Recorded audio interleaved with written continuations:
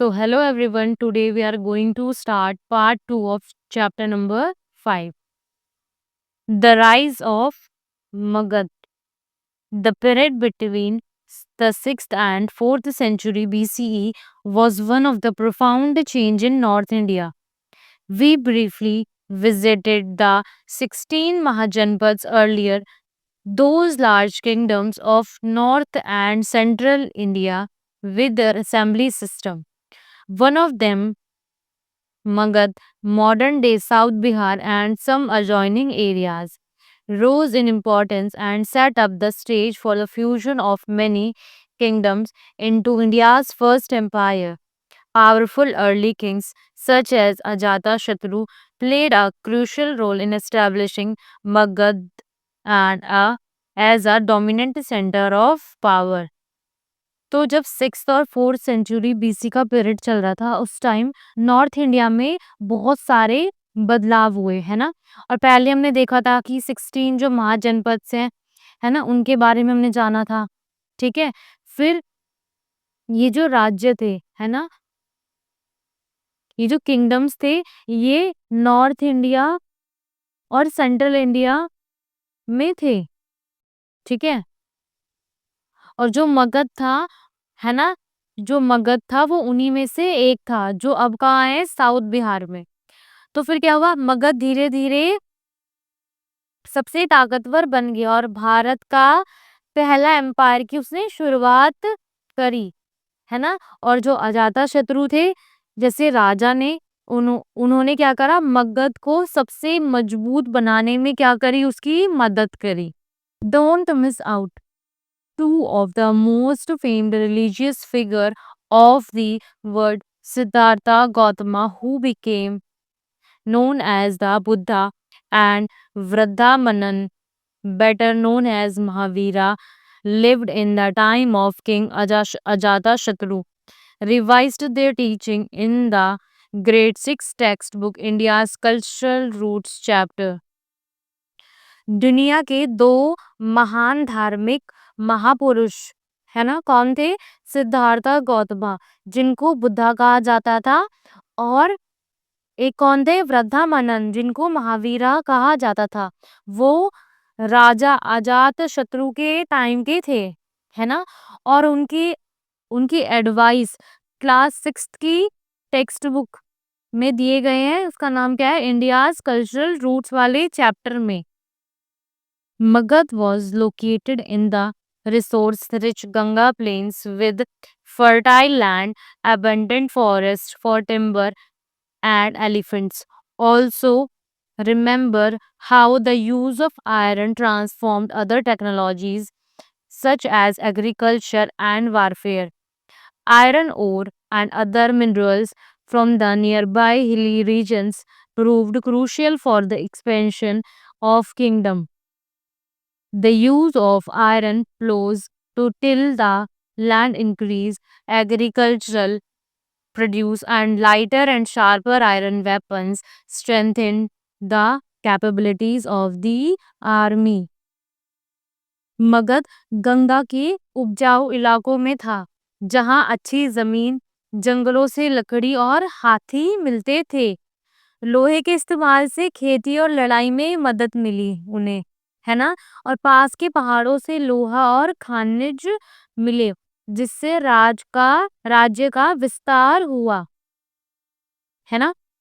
लोहे के हल से ज्यादा फसल हुई और लोहे के तेज हथियारों से सेना और मजबूत हो गई। Let's explore. Take a close look at the panel given above. How many types of weapons can you identify? What different uses of iron can you make out?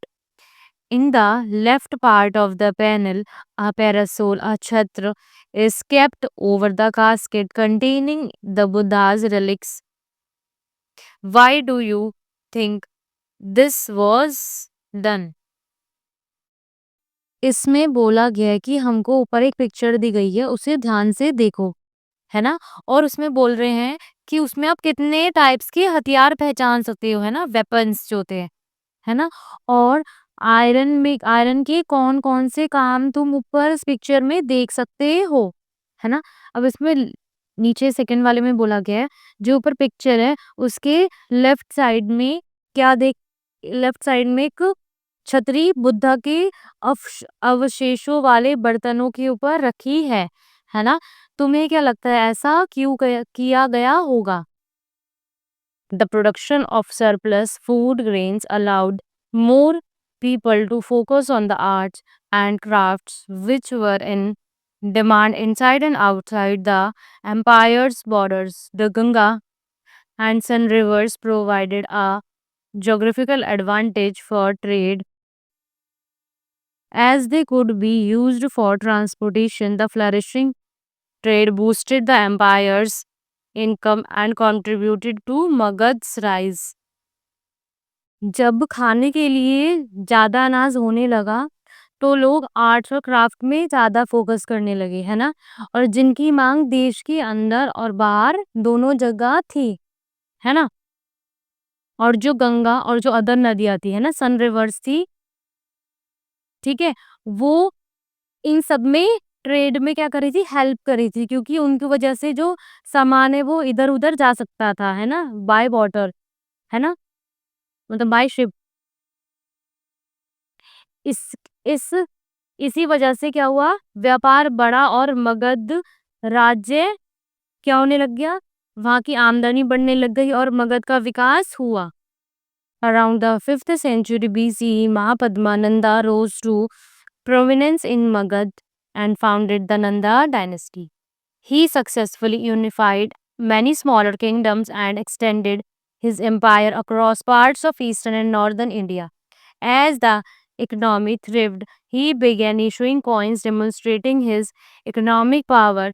We also learn from Greek accounts that the Nanda dynasty maintained a large army. Around 5th century BCE में जो महापद्मा नंदा हैं वो मगध के राजा बने और उन्होंने Nanda dynasty को found करा, है ना? उस मतलब नंदा डायनेस्टी की शुरुआत की, है ना? फिर उन्होंने क्या करा? उन्होंने कई जो छोटे जो किंगडम्स थे, है ना? उनको एक साथ जोड़ा और जो अपना जो किंगडम है वो एक्सटेंड करा किधर? ईस्टर्न और नॉर्थर्न इंडिया में भी, ठीक है ना? और जब उनके पास पैसा आया, ठीक है? उनके पास पैसा बढ़ा तो उन्होंने अपने सिक्के चलवाए, है ना? और जो ग्रीक अकाउंट्स हैं उनसे हमको पता चलता है कि जो नंदा डायनेस्टी है? एक उसकी क्या थी? एक बहुत बड़ी सेना थी। From various accounts of the Nanda dynasty, it appears that its last emperor Dhanananda, though very rich, became highly unpopular as he oppressed and exploited his people. This paved the way for the Nanda Empire to be conquered and absorbed into what would become one of the largest empires India ever knew, the Maurya Empire. जो धनानंदा थे वो Nanda dynasty के जो आखिरी राजा थे वो थे, है ना? वो बहुत अमीर थे, लेकिन क्या करते थे? वो लोगों पे जुल्म करते थे, इसलिए लोग क्या हो गए? उनसे नाराज हो गए, है ना? इसी कारण जो नंदा डायनेस्टी है वो क्या हो गई? धीरे धीरे खत्म होने लग गई और जो मौर्य एम्पायर है उसने उसने क्या करा? उसे जीत लिया, है ना? तो फिर क्या हुआ? जो मौर्य एम्पायर था वो इंडिया का बहुत बड़ा एम्पायर बना उसके बाद। Don't miss out the famed Sanskrit grammarian Panini lived around the 5th century BCE during the time of the Nandas. He is known for composing the Ashtadhyayi, an ancient text that lists the rules of Sanskrit grammar in 3996 short sutras. महान Sanskrit grammarian Panini वो 5th century BC के around जब नंदास का time था उस time वो वहाँ पे रहते थे, ठीक है?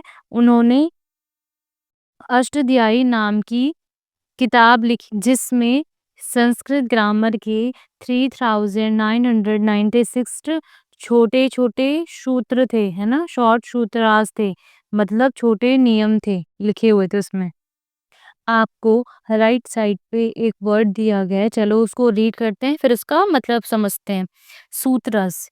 Sutras are concise, carefully crafted phrases that capture knowledge and important ideas from ancient Indian text in a way that's easy to remember and pass on.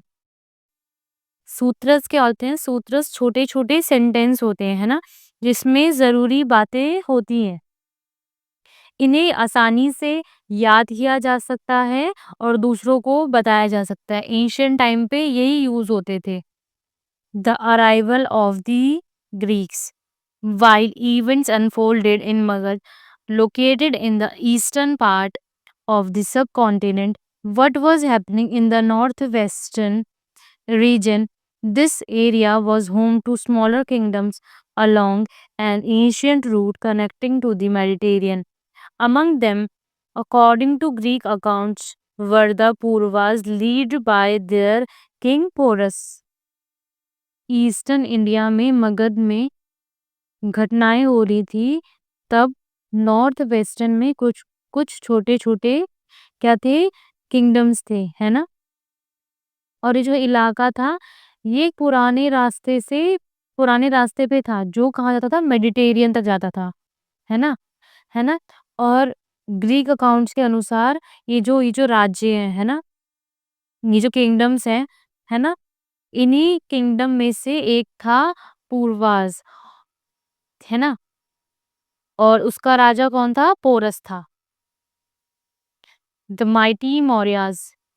After that brief sojourn to the northwest, let us return to Magad, where we witness the decline of the Nanda Empire. Around 321 BCE, just a few years after Alexander left India with his army, a new dynasty and new empire emerged.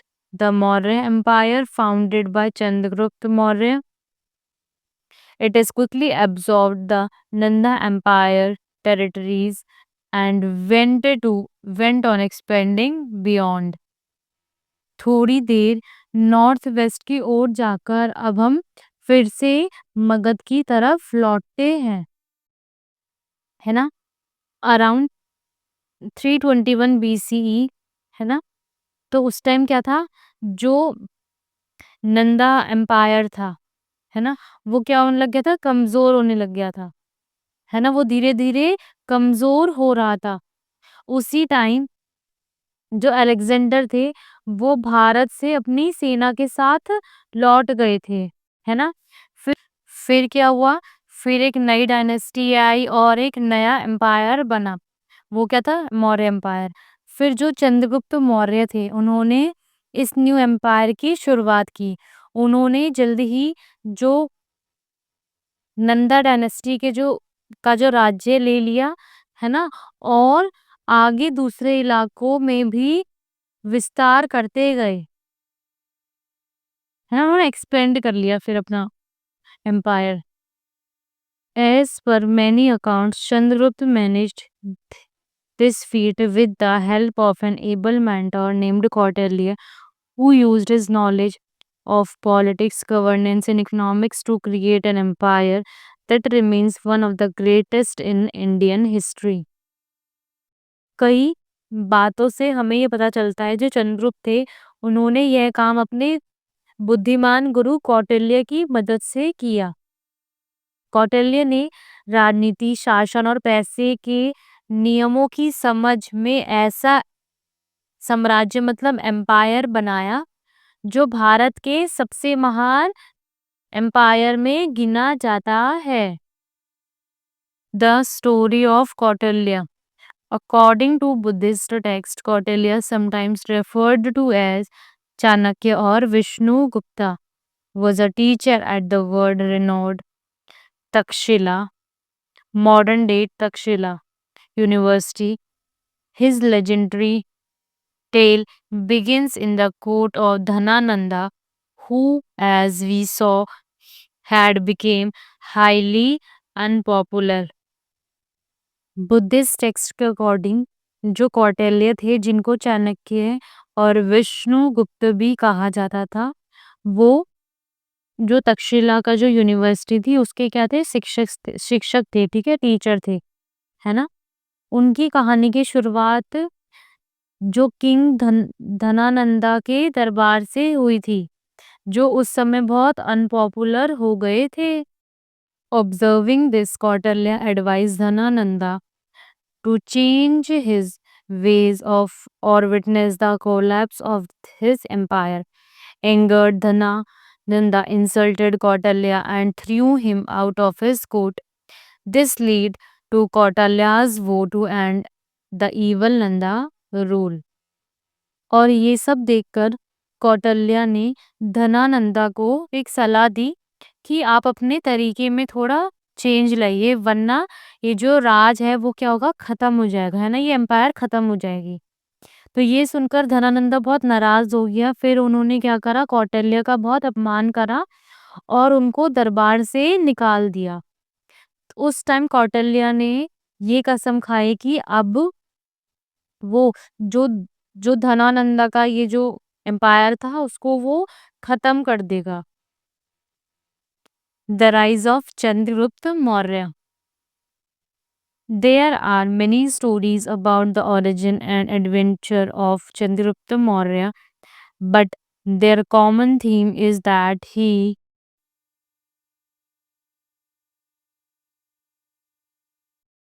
overthrew the Nandas and took control of Magad to establish his rule with Patliputra as his capital. Do you remember that Magad had many advantages because of its geography, an established economic system, and a flourishing trade? Chandragupta Maurya की शुरुआत और उनके कारनामों की कई कहानियां हैं, लेकिन सब में यह बात मिलती है कि उन्होंने जो जो ये नंदाज हैं उनको हराया और मगध पर क्या करा, कब्जा करके पाटलिपुत्र को अपनी कैपिटल बना ली, है ना? याद है ना कि मगध को उसकी अच्छी जगह, मजबूत अर्थव्यवस्था और बढ़िया व्यापार के कारण कई फायदे थे। These combined with the advice of master strategies, Kautilya helped Chandragupta Maurya gradually expand his empire. He defeated the Greek traps left behind by Alexander in the northwest and integrated the region into an empire that stretched from the northern plains to Deccan plateaus. इन सब बातों और कौटिल्य की समझदारी जो उन्होंने सलाह दी थी चंद्रगुप्त को, उस उसकी वजह से चंद्रगुप्त मौर्य ने अपना साम्राज्य को, अपने एम्पायर को धीरे-धीरे बढ़ाया, है ना? उसने नॉर्थ वेस्ट में जो अलेक्जेंडर के छोड़े गए ग्रीक ट्रैप्स थे, उनको हराया और उस इलाके को अपने राज्य में मिला दिया, है ना? कंबाइन कर दिया। अब उसका साम्राज्य नॉर्दर्न प्लेन्स से लेकर डेक्कन प्लेट्यू तक फैला हुआ है। After Chandragupta Maurya defeated the Greeks, he maintained a diplomatic relationship with them and hosted in his court a Greek historian and diplomat, Megasthenes, who wrote about his travels in India in his book Indica. The first such written account unfortunately lost except for some excerpts quoted by later Greek scholars. Chandragupta Maurya ने Greeks को हराने के बाद उनसे दोस्ती बना ली और अपने दरबार में किसको बुलाया? ग्रीक हिस्टोरियन को और मेगिस्थिनीस को बुलाया, है ना? और जो मेगिस्थिनीस थे उन्होंने ये जो बुक जब वो भारत में यात्रा कर रहे थे उस टाइम लिखी थी, उसका नाम था इंडिका, है ना? और ये जो किताब थी, जो बुक थी, अब ये वाली बुक नहीं मिलती है, लेकिन इसके कुछ हिस्से बाद के बाद के ग्रीक स्कॉलर्स ने अपनी किताबों में लिखा है। Kautilya's concept of a kingdom. Kautilya had a clear vision of how a kingdom Rajya should be established, managed, and consolidated. In his famous work Arthashastra, literally the science of governance and economics, he listed directives in many areas like defense,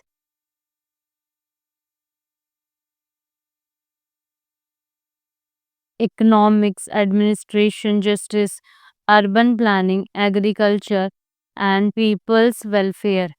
One of his most important political concepts in the Shaptanga, or the seven parts that constitute in a kingdom. Kautilya ने साफ बताया था कि एक राज्य को कैसे बनाया जाए, चलाया जाए और मजबूत किया जाए, है ना? उन्होंने अपनी प्रसिद्ध किताब अर्थशास्त्र में, जिसका मतलब है शासन और अर्थ का ज्ञान, उन्होंने कई चीजों पर नियम बताए, जैसे रक्षा, अर्थव्यवस्था, प्रशासन, न्याय, शहरों की योजना, खेती और जनता की भलाई। ठीक है। उनका एक बहुत ही खास विचार था सप्तांग, जिसका मतलब था राज्य के 7 मुख्य हिस्से जो मिलकर एक मजबूत राज्य बनाता है। According to Kautilya, the Saptanga together must create a settled, well protected, and prosperous kingdom to be maintained both through warfare and through alliance for peace, as the case may be. He emphasized the importance of law and order in society, which necessitated a strong administration. He also detailed many laws to deal with corruption and specified punishment for any activities that went against the well being of the people. Kautilya के अनुसार राज्य के 7 अंग मिलकर एक अच्छा और खुशहाल राज्य बनाते हैं, जिसे युद्ध या समझौते से चलाया जा सकता है। उन्होंने कहा कि समाज में कानून और व्यवस्था जरूरी है, जिसके लिए मजबूत शासन होना चाहिए। उन्होंने भ्रष्टाचार रोकने के लिए नियम बनाए और लोगों का नुकसान करने वाले लोगों को सजा देने की बात कही। Think about it. Kautilya says a king shall increase his power by promoting the welfare of his people. For power comes from the countryside, which is the source of all economic activity. The king shall show special favor to those in the countryside who do things which benefit the people, such as building embankments or road bridges, beautifying village, or helping to protect them. Why do you think it was important to take special care of the countryside? Hint: think back to what you have learned at the beginning of this chapter. Kautilya कहते हैं कि राजा अपनी ताकत तब बढ़ा सकता है जब वह अपनी प्रजा का भला करे, क्योंकि असली ताकत तो गांव से आती है ना, जो हर जगह, जो हर तरह की कमाई के आधार हैं। राजा को गांव के उन लोगों की मदद करनी चाहिए जो लोगों के भले के काम करते हैं, जैसे पुल बनाना, गांव को सुंदर बनाना या गांव की रक्षा करना। और नीचे दिया गया है, आपके हिसाब से गांव का खास ध्यान रखना क्यों जरूरी था? तो ये आप खुद कर लीजिए। Kautilya's central philosophy of governance is in the tune with Indian values. In the happiness of his subjects lies the king's happiness, in their welfare his welfare. He shall not consider as good only that which pleases him, but treat as beneficial to him whatever pleases his subjects. In other words, however powerful a king may be, he must give first place to the people's interests. Let's explore. Organize a group discussion in your class and compare the features of Kautilya's idea of an empire with a modern nation. Kautilya का मानना था कि राजा की खुशी उसकी प्रजा की खुशी में है और राजा का भला भी प्रजा के भले में है। राजा को वही अच्छा नहीं मानना चाहिए जो उसे अच्छा लगे, बल्कि जो उसकी प्रजा को अच्छा लगे वही उसके लिए अच्छा है। मतलब यह है कि राजा को हमेशा जनता की भलाई को सबसे ज़रूरी मानना चाहिए। ठीक है? Let's explore. इसमें बोला जा रहा है कि आप ये एक्टिविटी क्लास में करना, ग्रुप्स बनाना और डिस्कस करना कौटिल्य की फीचर, है ना?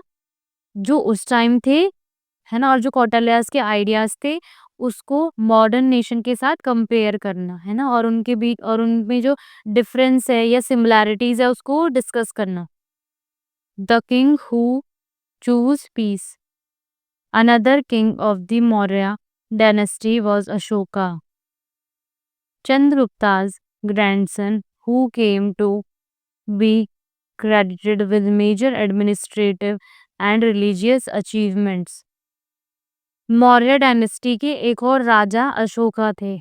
वे चंद्रगुप्त के पोते थे और अपने बड़े प्रशासन और धार्मिक कामों के लिए जाने जाते थे। At the beginning of his reign, Ashoka was quite ambitious.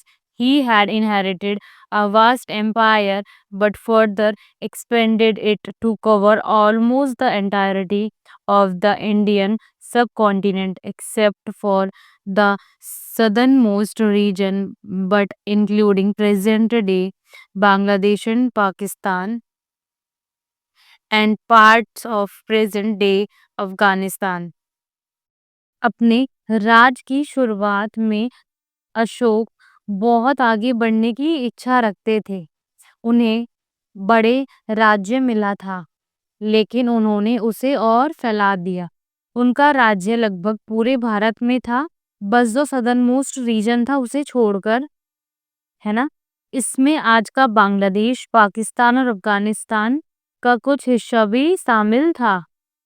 One encounter, however, is said to have changed the path of his life. According to one of his edicts, he once marched to Kalinga, modern day Odisha, where he waged a furious war. Seeing the enormous amount of death and destruction on the battlefield, Ashoka chose to give up violence and, to the greatest extent possible, adopt the path of peace and non-violence that the Buddha taught.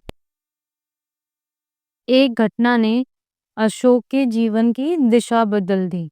जैसे कि उनके एक शिलालेख में बताया गया है कि वे एक बार कलिंगा गए, है ना? जो आज का उड़ीसा है, जहां उन्होंने एक भयानक युद्ध किया। युद्ध में भारी मात्रा में मृत्यु और विनाश देखकर अशोका ने हिंसा छोड़ दी और बुद्ध द्वारा बताए गए शांति और अहिंसा के मार्ग को अपनाने का फैसला किया। Think about it. Ashoka, in his edicts, tells the story of Kalinga War.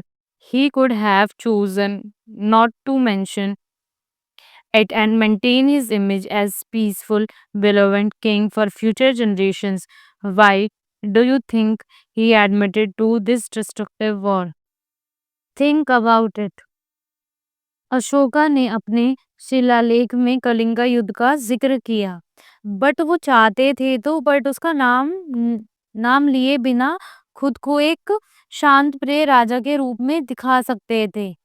फिर उन्होंने इस भयानक युद्ध को क्यों स्वीकार किया? Buddhist teaching. Ashoka sent emissaries to Sri Lanka, Thailand, Central Asia, and beyond to spread the message of Buddha far and wide. Ashoka ने बुद्ध की बातें अपनाई और अपने संदेश फैलाने के लिए दूतों को कहाँ भेजा? श्रीलंका, थाईलैंड, सेंट्रल एशिया, है ना? और अन्य जगह पर भेजा। आपको लेफ्ट कॉर्नर पे कुछ वर्ड्स दिए गए हैं, चलो रीड करते हैं और फिर इसका मतलब समझते हैं। Edict, an official declaration issued by authorities or, in our case, the king. इसका मतलब ये होता है राजा या सरकार द्वारा दिया गया कोई सरकारी आदेश। नीचे emissary, someone sent on a special mission, often of a diplomatic nature। Emissary का मतलब होता है दूत, है ना? इसका मतलब ये है संदेश लेकर जाने वाले दूत या किसी खास काम के लिए भेजे गया व्यक्ति। Historians have sometimes called Ashoka a great communicator since he issued in many parts of his empire edicts engraved on rocks or pillars that contained his messages for the people and encouraged them to follow dharma. Most of these edicts were inscribed in Prakrit, which was the popular language in many parts of India, and written in Brahmi script. Brahmi is the mother of all religion script of India. कुछ historians Ashoka को great communicator मानते हैं क्योंकि उसने अपने राज्य के कई हिस्सों में चट्टानों और खंभों पर अपने संदेश खुदवाए। इन संदेशों में लोगों से धर्म के रास्ते पर चलने को कहा गया था। ये संदेश ज्यादातर प्राकृत वाली लैंग्वेज में लिखे गए थे और ब्राह्मी स्क्रिप्ट में लिखे गए थे। In his edicts, Ashoka called himself Devanam Piyadasi.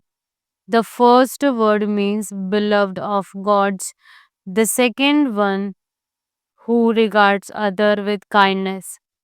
And indeed, the language of the edicts makes it clear that he was interested in depicting himself as a benevolent and compassionate ruler. Let us see a few examples of this. Although some southern kingdoms were not part of Mauryan kingdom, Ashoka supported their overall well-being. He claimed to provide medical care for people and animals even beyond his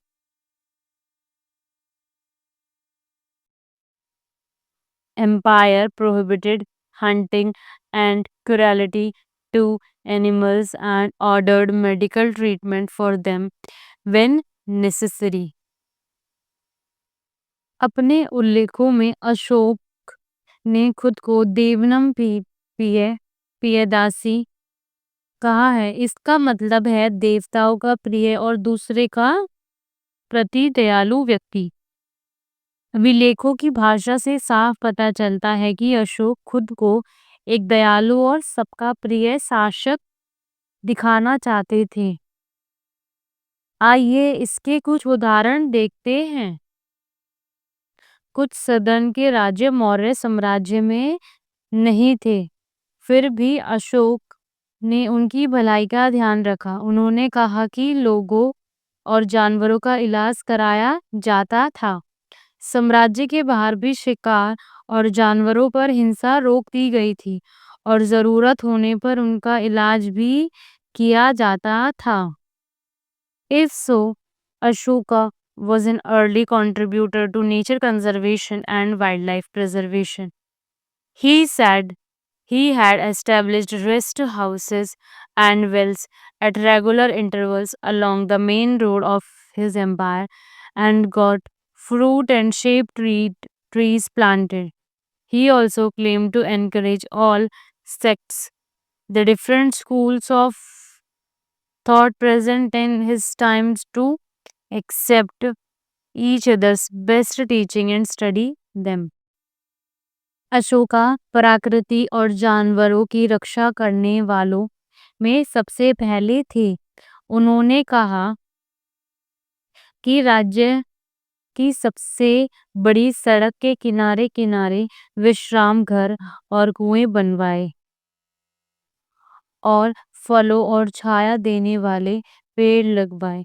उन्होंने यह भी कहा कि वे सभी धर्मों और विचारों को एक दूसरे की अच्छी बातें अपनाने और उन्हें समझने के लिए कहते थे। Although We need not take all of Asoka's claim literally. It is clear that in line with Kautilya's philosophy of governance, he paid attention to the welfare of his subjects and made efforts to reach out of them. हालांकि अशोका की हर बात को बिल्कुल सच मानने की जरूरत नहीं है, लेकिन यह साफ है कि वह कौटिल्य की नीतियों के अनुसार प्रजा की भलाई का ध्यान रखते थे और उन तक पहुंचाने की कोशिश करते थे। The Maurya empire continued for a half century after Ashoka's death. However, his successors were unable to hold the empires together, and many of the smaller kingdoms broke off and became independent. Around 185 BCE, India started on another phase of her journey. Bhavisha and Dhruv will join us on this journey in the next chapter. Death के बाद Maurya empire लगभग 50 साल तक चला, लेकिन उसके बाद के राजा इसे जोड़कर नहीं रख सके और कई छोटे-छोटे राज्य अलग होकर आजाद हो गए। फिर अराउंड 185 बीसीई में भारत की कहानी का नया हिस्सा शुरू हुआ और भाविशा और ध्रुव इस जर्नी को नेक्स्ट चैप्टर में रीड करेंगे। Life in the Mauryan period. Cities like Patliputra were bustling centers of governance and commerce. They had places, public buildings, and well planned streets with a well organized taxation system and brisk trade. The treasury remained strong, fueling the empire's growth and prosperity. Officials of the administration of the empire, merchants and artisans played key role in the city life. Pataliputra जैसा शहर शासन और व्यापार के बड़े केंद्र थे। वहां महल, सरकारी इमारतें और अच्छी सड़कें थीं। कर वसूली सही तरीके से होती थी और तेज व्यापार होता था। खजाना भरा रहता था, जिससे साम्राज्य बढ़ता और समृद्ध होता था। अधिकारी, व्यापारी और कारीगर शहर की जिंदगी में महत्वपूर्ण भूमिका निभाते थे। Megasthenes' account also throws some light on the society of that time. A substantial proportion of the population was engaged in agriculture, which was an important source of revenue for the empire. Two crops were sown in a year as a rain fell in both summer and winter. Megasthenes का वर्णन उस समय की समाज की जानकारी देता है जब कई लोग खेती में लगे थे, जो साम्राज्य की कमाई का एक बड़ा साधन था। साल में 2 बार फसल उगाई जाती थी क्योंकि गर्मी और सर्दी दोनों में बारिश होती थी। This ensured that famines were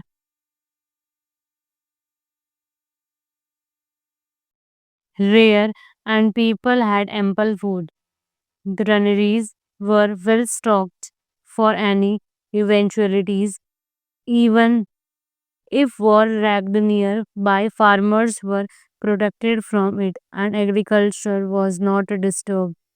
इससे यह पता चलता है कि अकाल बहुत कम पड़ते थे उस टाइम और लोगों को क्या होता था, भरपूर खाना मिलता था, है ना?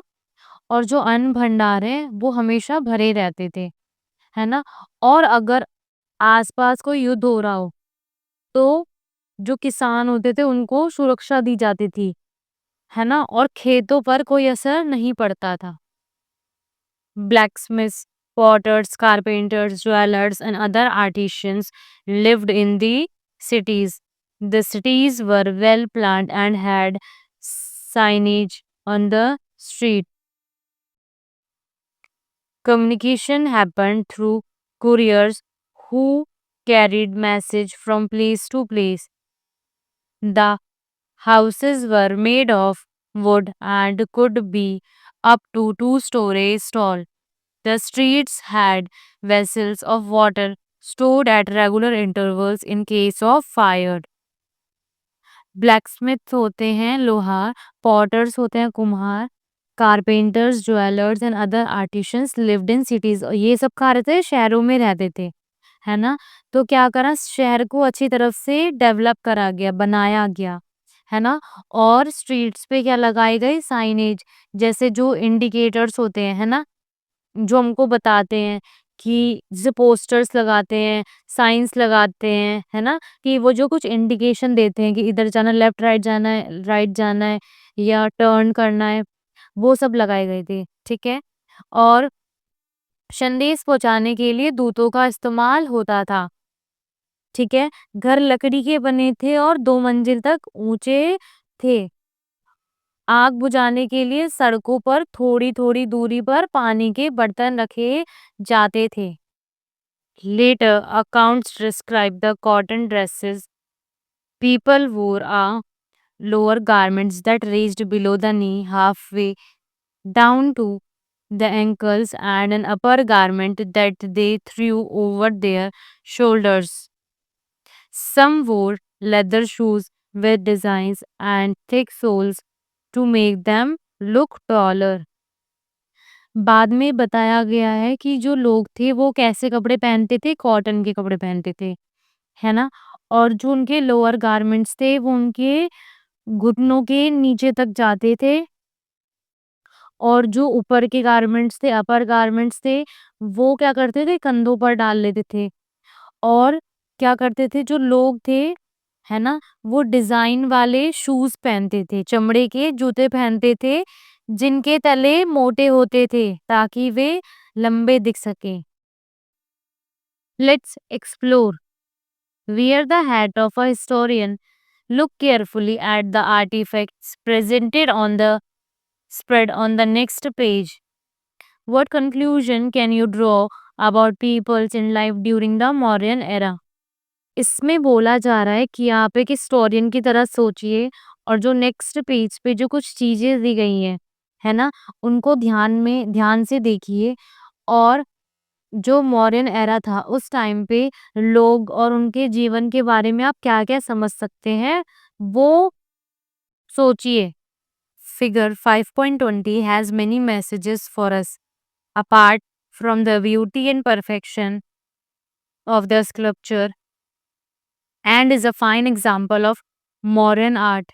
This capital, a word which here means top portion or head, was the top of a pillar that Ashoka get at, erected at Sarnath near Varanasi, where the Buddha gave his first teaching. The 4 lions symbolize the royal power on the ring below. 4 powerful animals, an elephant, a bull, a horse, and one more lion, are depicted along with the Dharma Chakra or wheels of Dharma, which symbolizes the Buddha's teachings.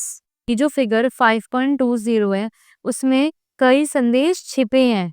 यह मूर्ति सुंदर और मौर्य काल की कला का एक अच्छा उदाहरण है। यह कैपिटल सम्राट अशोक ने सारनाथ में बनवाई, है ना? एक पिलर के ऊपर लगवाया था ये, जहाँ भगवान बुद्ध ने अपना पहला उपदेश दिया था। और इसमें जो ऊपर जो 4 शेर बने वो क्या दर्शाता है? राजशक्ति, है ना? राजशक्ति दिखाता है वो, है ना? नीचे वाले घेर में 4 जानवर हैं। कौन? हाथी, बैल, घोड़ा और एक और शेर बने हैं, ठीक है? इनके साथ धर्म चक्र भी दिखाया गया है जो बुद्ध के उपदेशों का प्रतीक है। This image may be familiar to some of you. Indeed, this capital was chosen in India's national emblem, to which was added the Sanskrit motto Satyamev Jayate, or truth alone trumpets. See the national emblem on the left. Besides, the Dharma Chakra is depicted at the center of our national flag. As you may have also noticed, the motto comes from the Mundaka Upanishad. In full, it reads Satyamev Jayate Narittam, that is, truth alone trumpets, not falsehood. ये जो image दी गई है left side में, ये image आपने पहले भी देखी गई होगी, ठीक है। यह कैपिटल भारत का राष्ट्र प्रतीक चुना गया था, है ना, नेशनल एम्बलम। इसके साथ संस्कृत में लिखा गया वाक्य सत्यमेव जयते जोड़ा गया, जिसका मतलब है सिर्फ सत्य की जीत होगी, है ना। और जो नेशनल फ्लैग है ना, उसके बीचों बीच में जो चक्र है, धर्म चक्र, उसके पास बाईं तरफ यह राष्ट्र प्रतीक दिखाया गया है। जैसे कि आपने देखा होगा, यह वाक्य मुंडका उपनिषद से लिया गया है। पूरा वाक्य है सत्यमेव ननितम, है ना, जिसका मतलब है सत्य की जीत होगी, झूठ की नहीं। Let's explore. Notice the different symbols on the coins. Can you guess what any of the symbols in the coins below might mean? सिक्कों पर बने अलग अलग निशानों को देखो। क्या तुम बता सकते हो कि नीचे दिए गए सिक्कों पर बने किसी भी निशान का क्या मतलब हो सकता है? तो ये आप खुद कर लीजिए। Don't miss out. The big round hemispherical structure in the center of the stupa is called the Anda. It represents the universe and is often built to house scared relics. People walk around it in a circle as a form of worship. प्रदक्षिणा। स्तूपा के बीच में जो बड़ा गोल हिस्सा होता है उसे अंडा कहते हैं। यह पूरी दुनिया का प्रतीक होता है। इसमें पवित्र चीजें रखी जाती हैं। लोग इसे सम्मान में इसके चारों ओर घूमते हैं और इसे प्रदक्षिणा कहा जाता है। The fragile natures of the fragile nature of empires. You will hear in higher grades about past mighty empires elsewhere in the world, such as the Roman, the Persian, the Ottoman, the Spanish, the Russian, the British empires, and so on. All of them are long gone, but historians keep debating the cause of their decline. आप higher grades में दुनिया के पुराने बड़े empires के बारे में पढ़ेंगे, जैसे Roman, Persian, Ottoman, Spanish, Russian, British empire, है ना, इन सब के बारे में आप पढ़ेंगे। बट ये सब तो अब खत्म हो चुके हैं। बट जो हिस्टोरियंस है ना, वो आज भी सोचते हैं कि ये क्यों और कैसे खत्म हो गए। One of those causes, as we saw it, the temptation for some of the empire's region to try and become independent. This could happen if, for example, the emperor needed more resources for long military campaigns or in time of drought. Local rulers would be burdened with increasing demands for tribute, leading to resentment.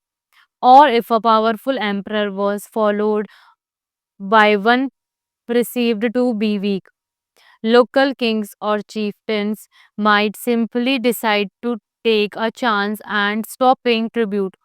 Also, the larger an empire, the more difficult it is to hold it together. As Alexander experienced, far off territories are often the first to split away from the empire. Finally, economic crises caused by natural calamities such as long drought or floods could also shake an empire's structure. जैसे कि हमने देखा, कभी-कभी साम्राज्य के कुछ हिस्से अलग होना चाहते हैं। ऐसे तब होता है जब सम्राट को युद्ध के लिए ज्यादा सामान चाहिए होता है, या सूखे पड़ने पर राजा ज्यादा कर वसूलता है ना, या तो उनको ट्रिब्यूट चाहिए होता है, इससे लोग दुखी और नाराज़ हो जाते हैं। तो इसमें बोला जा रहा है कि अगर कोई पावरफुल एम्परर के बाद कोई वीक एम्परर आ जाए, तो वहाँ के लोकल किंग्स थे, है ना? और जो चीफ्टेन्स थे, वो क्या सोचते थे कि अब जो ट्रिब्यूट वो देते हैं, वो अब नहीं दें, है ना? और जब कोई साम्राज्य बहुत बड़ा हो जाता था, तो उसे एक साथ रखना मुश्किल हो जाता था, जैसे अलेक्जेंडर के साथ हुआ। दूर के इलाके सबसे पहले हल अलग हो जाते थे, है ना? आखिर में प्राकृतिक आपदाओं से अगर आर्थिक समस्या आ जाए तो वह भी पूरे साम्राज्य को कमजोर कर सकती है। Empires are therefore something of a paradox.